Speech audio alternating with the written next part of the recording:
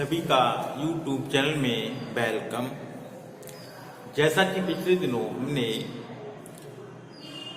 सदस्यों को जोड़ना बताया था, इसमें हमने दो विधि बताई थी, एक ट्रायंगल मेथड और एक हमने पैरेललोग्राम मेथड बताया था। इसमें दो विधि हमने बताई कि ट्रायंगल मेथड से दो तरीके से ऐड कर सकते हैं, एक ज्योमेट्रिकल और एक मैथमेटिकल। तो ट्रायंगल वाला हमने दोनों बता दी थी, आपने दोनों मेथड बता दिए थे।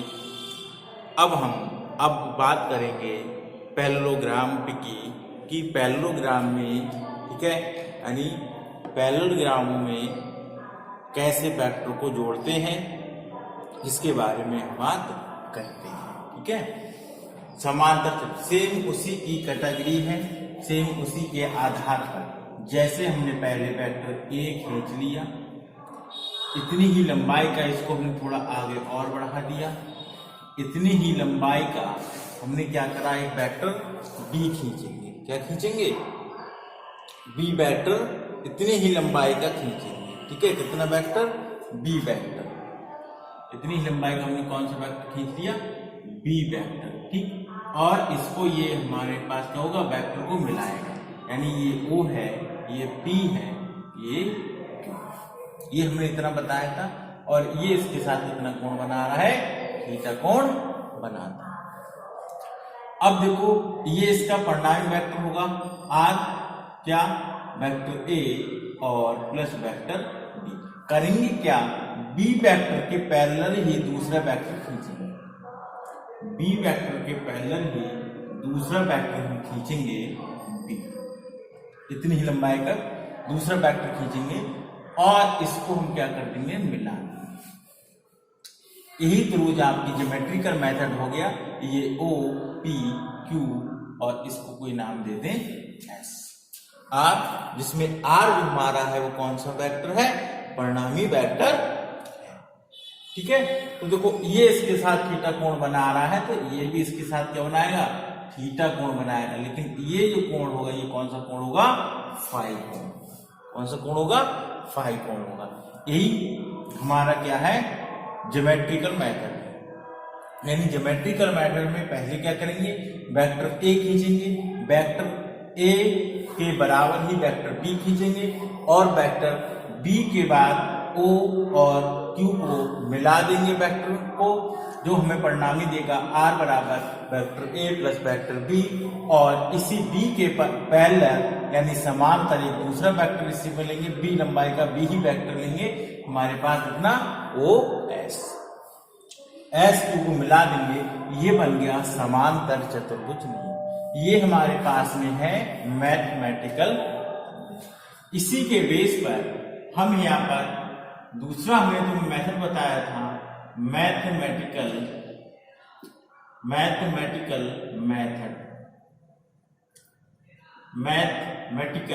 मेथड, इसमें हम क्या करेंगे? ठीक है, ये हमने यहाँ पर एक क्या डाल देंगे? लंब डाल देंगे। उसका हमने कोई नाम दे दिया, मान लिया n है। कितना हो? n है। तो देखो, ये इस पर क्या है? लंब है। ये एंगल बनेगा कितने का? 90 डिग्री। देखिए, ये भी हम यहाँ पर पहले त्रिभुज की बात करें तो पहले यहाँ पर हम त्रिभुज ले लें, कितना? N, P और Q में। जब N, P, Q लेंगे तो ये भी यहाँ पर हम पहले cos थीटा लेते हैं, तो cos थीटा बराबर हमारे पास होता है लंब बटे कर्ण। ठीक, और लंब हमारे पास कितना? हमारे पास है QN है, और कर्ण हमारे पास PQ है। और हमें जानते हैं जो PQ बराबर हमारे पास में है, PQ बराबर हमारे पास B है। ठीक है, OP बराबर हमारे पास A है। ठीक है, और OQ बराबर हमारे पास R है। ठीक, तो हम यहाँ पर QN बराबर हम ले सकते हैं PQ, और PQ किसके बराबर है? B के, तो B cos थीटा। सॉरी, ये लंब नहीं, आधार बटे कर्ण होता है, मैं गलत लिख दिया, आधार बटे कर्ण। ठीक है, तो आधार हमारे पास कितना है, पी एन है। ठीक, कितना है, पी एन। तो पी एन बराबर हो जाएगा, पी एन बराबर हमारे पास हो जाएगा बी कॉस थीटा, यानी इसका जो मान आएगा वो आएगा बी कॉस थीटा, यानी पी एन बराबर हमें मिल गया बी कॉस थीटा। ठीक, इसी प्रकार इसी ट्रायंगल में यदि हमें साइन थीटा निकालना है तो साइन थीटा बराबर होता है लंब बटे कर्ण, और लंब हमारे पास कितना है, क्यू एन है, और कर्ण कितना है, पी क्यू है। तो यहाँ पर क्यू एन बराबर हमारे पास हो जाएगा पी क्यू बी के बराबर है, तो बी साइन थीटा, यानी यहाँ पर जो हमें मिल गया, ये मिल गया हमारे पास बी साइन थीटा, यानी हमारे जो मिल गया क्यू एन की वैल्यू जो हमें प्राप्त हो गई वो हमें मिली यहाँ पर बी साइन थीटा। सारे मान हमें यहाँ पर प्राप्त हो गए। अब यहाँ पर हम जब बात करेंगे तो ट्राइंगल जो हम यहाँ पर लेंगे वो हम ओ एन क्यू ही लेंगे। कितने लेंगे, ओ एन क्यू, यानी यहाँ ट्राइंगल की बात करें यानी त्रिभुज ओ एन और क्यू से, या क्यूब में लेके क्यूब में। ठीक, अब देखो हम जानते हैं इसकी सामने की भुजा ये बराबर है। ठीक है, यानी ओ क्यू का स्क्वायर बराबर हमारे पास किसके हो जाएगा, ओ क्यू का स्क्वायर बराबर किसके हो जाएगा, बताओ, ओ एन का स्क्वायर प्लस क्यू एन का स्क्वायर। ओ क्यू स्क्वायर बराबर हो जाएगा O P plus P N का whole square into Q N square. देखो ओ क्यू स्क्वायर बराबर हमारे पास रख देंगे आर स्क्वायर, ओ पी बराबर हम क्या रखेंगे, ओ पी की जगह ए प्लस पी एन की जगह क्या लिखेंगे, बी कॉस थीटा का whole square plus Q N की जगह क्या लिखेंगे, बी। देखो क्यू एन का पूरा मान रखेंगे तो ये बी स्क्वायर और साइन स्क्वायर थीटा हो जाएगा। ब्रैकेट को खोलेंगे तो A square plus B square cos square theta plus 2ab cos theta plus B square sine square theta हो जाएगा।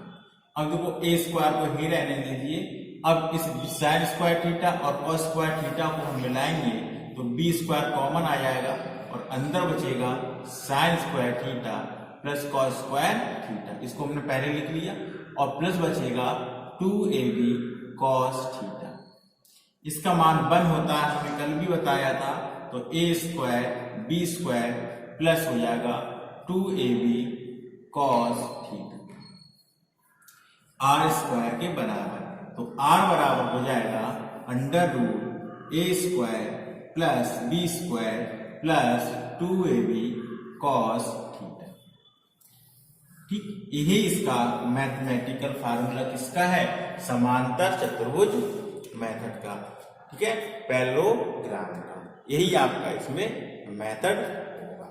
ठीक, इसकी भी हमें क्या निकालनी हो, दिशा ज्ञात करनी हो, डायरेक्शन ज्ञात करनी हो, तो डायरेक्शन के लिए हम वही लिखेंगे tan फाई, और tan फाई बराबर हमारे पास क्या होता है बताओ, लंब बटे आधार। तो लंब हमारे पास कितना है, बी साइन थीटा, और आधार हमारे पास कितना है बताओ, ए प्लस बी कॉस थीटा, ए प्लस बी कॉस थीटा। इससे हम इसकी क्या ज्ञात कर सकते हैं, दिशा ज्ञात कर सकते हैं।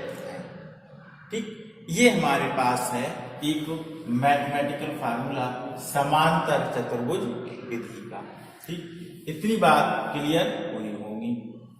ठीक है, इतनी बात को आप नोट कर लें तेजी के साथ, फिर हम आगे बढ़ते हैं। पहले इतनी बात को नोट करिए, फिर आगे बढ़ते हैं।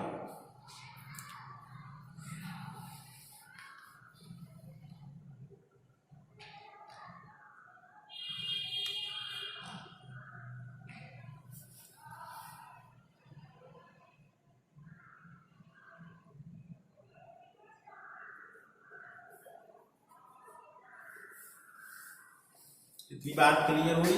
अब इसमें कुछ कंडीशंस होती हैं, उन कंडीशंस को हम देखेंगे और बात करेंगे। स्पेशल कंडीशंस हैं, ठीक है। इसमें कुछ स्पेशल कंडीशंस को यहाँ पर हम देखेंगे। जैसा कि हमने अभी बताया कि r बराबर under root A square plus B square plus 2ab cos theta, ये हमने अभी आपको फार्मूला बताया था, ठीक। कंडीशंस है इसमें, कुछ हेडिंग डालेंगे कंडीशंस यानी स्पेशल केस। कंडीशंस क्या है?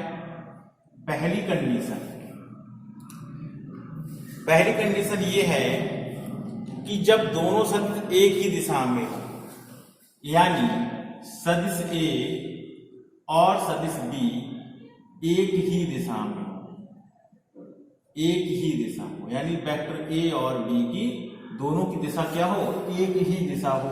तो मैंने कहा था जैसे ये वेक्टर है और ये वेक्टर दोनों एक ही दिशा में है, तो इन दोनों के बीच जो कोण बनेगा वो बनेगा 0 डिग्री। इन दोनों के बीच का जो एंगल होगा वो 0 डिग्री। जब थीटा का मान इस 0 डिग्री में रखेंगे तो r जो हमें मिलेगा वो मिलेगा a square plus B square plus 2ab cos 0 degree. और cos 0 का मान हम जानते हैं 1 होता है, तो r बराबर हमें जो मिल जाएगा a square plus B square plus 2ab। पहले केस में ये है, ठीक है, क्योंकि cos 0 डिग्री बराबर होता है 1। पहली केस क्लियर? इतनी बात क्लियर हुई, ठीक। या इसी को हम क्या लिख सकते हैं बताओ? इसी को हम क्या लिख सकते हैं? ये a प्लस बी का होल स्क्वायर भी है। देखो a square plus B square होता है, तो a प्लस बी का होल स्क्वायर अंडर रूट में r बराबर, तो इसी को हम अंडर रूट के बाहर निकालें तो लिख सकते हैं a प्लस बी। क्या लिख सकते हैं? a plus B. अब यहाँ पर यदि हमें tan फाई निकालना हो, कब? जब ये 0 डिग्री पर, ठीक है, तो tan फाई का मान जब 0, sin 0 का मान क्या रखेंगे? 0, यानी फाई कितना मिलेगा?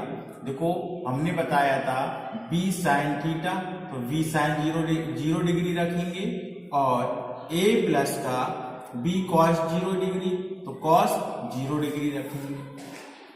ये तो रखेंगे, बताओ। तो यहाँ पर sin 0 का मान क्या होगा?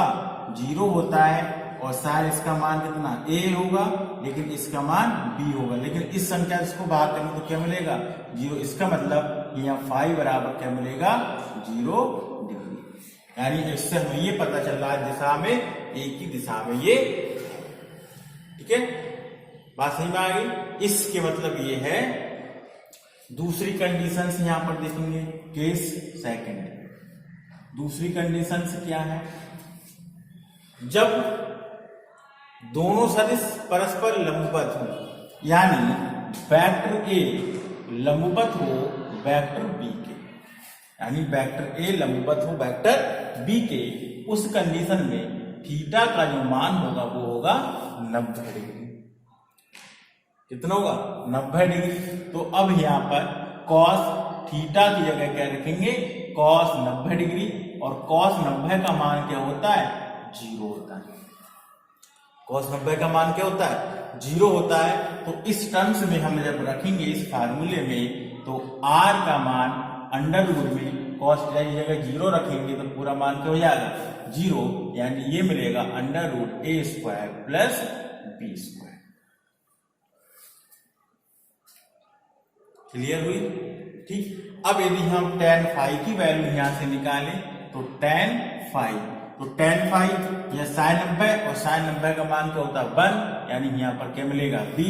यहाँ पर cos 90 का मान होता है 0, तो केवल क्या मिलेगा? a, यानी इसकी दिशा जो हो जाएगी वो b/a हो जाएगी।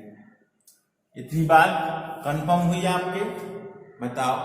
तीसरी शर्त, जब दोनों सभी एक दूसरे के कैसे हों, विपरीत हों। हमने कहा था जब वेक्टर ए वेक्टर बी के विपरीत हो, यानी वेक्टर ए इस डायरेक्शन में, वेक्टर बी इस डायरेक्शन में, यानी एक दूसरे के कैसे हो, विपरीत हो, तो उस कंडीशन में थीटा का जो मान होगा वो आपका हो जाएगा 180 डिग्री। कितना?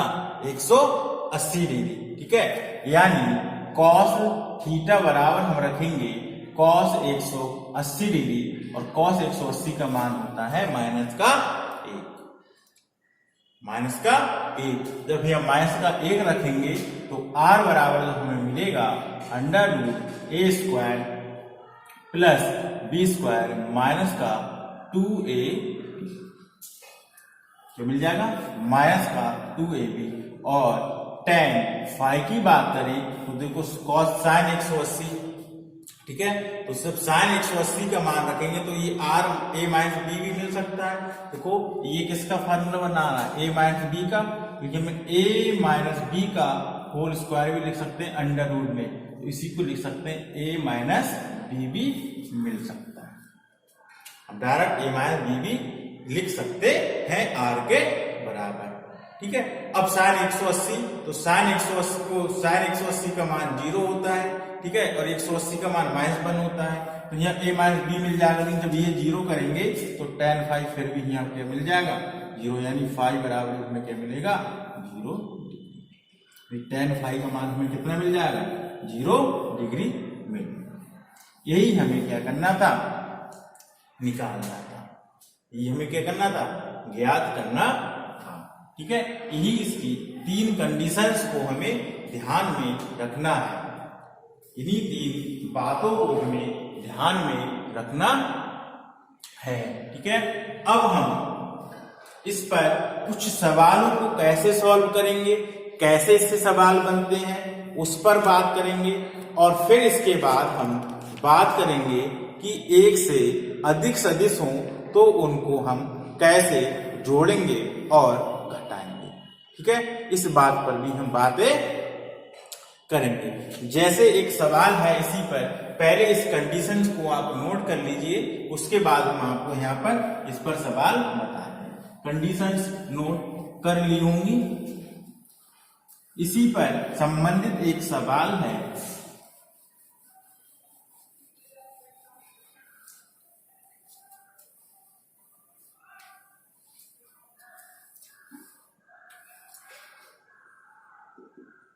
सवाल क्या है उसको देखें। सवाल ये है कि यदि एक पिंड पर,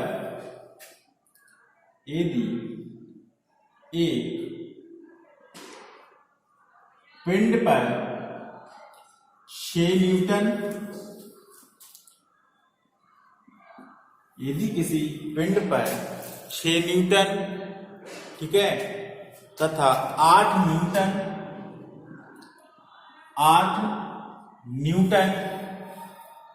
के दो बल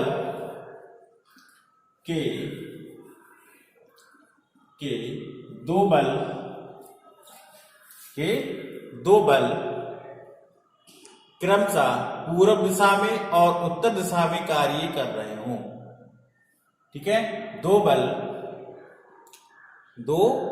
बल क्रमशः पूर्व दिशा में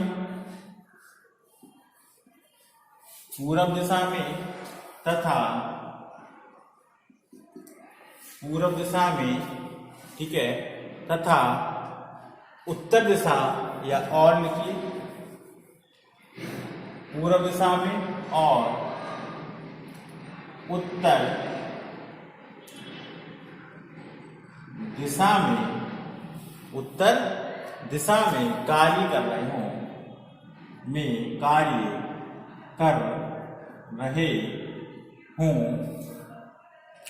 तो उनके परिणामी बल का मान,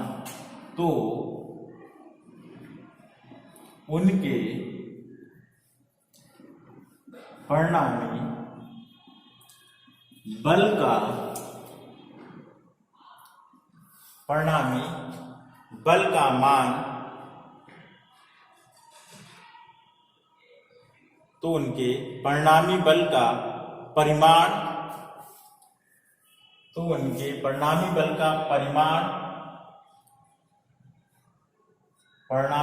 परिमाण तथा दिशा ज्ञात कीजिए। ऐसे कुछ आपको सवाल देखने को मिलेगा। ठीक है, ये कह रहे हैं कि एक 6 न्यूटन का पूर्व दिशा में और 8 न्यूटन का जो बल है, ठीक है, वो उत्तर दिशा में कार्यरत है। जैसे ये हमारे पास है, इस पर जो हमारे पास ये पूर्व दिशा में है और ये जो है हमारे पास उत्तर दिशा में है। तो उत्तर दिशा की तरफ हमारे पास 8 न्यूटन का बल है और पूर्व दिशा में हमारे पास 6 न्यूटन का बल कार्य कर रहा है। ठीक, तो इन दोनों का जो परिणामी बल होगा वो R इधर मिलेगा, तो इसके साथ में ये कोण कितना बनाएगा, फाई बनाएगा, और इसके साथ ये कितना कोण बनाएगा, थीटा कोण बनाएगा। तो थीटा यहाँ पर जो हमारा बल है ये कितना है, 90 डिग्री। थीटा कितना है, 90 डिग्री, यानी एक दूसरे के लंबवत है, तो थीटा कितना बनना है, 90 डिग्री। ठीक है, तो हमें यहाँ पर मान निकालना है। ये इतनी बात समझ में आई, यानी इसको ईस्ट बोलेंगे, ये क्या है, ईस्ट में यानी पूर्व दिशा में, और नॉर्थ में यानी उत्तर दिशा में। तो फार्मूला लगा दीजिए, R बराबर, या टोटल हम यहाँ पर F1 F2 मान ले, तो F बराबर √F1 square plus F2 square plus 2F1 F2 cos theta degree. इसी यही फार्मूला बनेगा, ये तो हमने लिखाया, या ऐसे करके लिख लो, R बराबर, इसी को क्या लिखेंगे, R बराबर, जैसा कि हमने तुम्हें फार्मूला बताया उसके अकॉर्डिंग लिख लो, R बराबर A square plus B square plus 2AB cos theta. ठीक, अब देखिए यहाँ पर cos थीटा बराबर कितना बनना है, cos 90 डिग्री, और cos 90 का मान क्या होता है, 0। cos 90 का मान क्या है आपके पास में, 0 है, और cos 90 का मान 0 का मतलब क्या होता है, 0 होता है। तो R बराबर हमारे पास यहाँ पर क्या बनेगा, A स्क्वायर और प्लस B स्क्वायर, ये तो पूरी टर्म्स क्या हो जाएगी, 0। ये तो हमने बताया अभी दूसरी कंडीशन में। तो R बराबर A का स्क्वायर यानी 6 का स्क्वायर प्लस 8 का स्क्वायर, 6 छंग 36, 8 8 64, 6 4 10 का 0 हासिल 1, 6 3 9 1 10 यानी 100, यानी इसका वर्गमूल निकालेंगे कितना आएगा, 10 न्यूटन का, यानी फोर्स कितना मिला, 10 न्यूटन।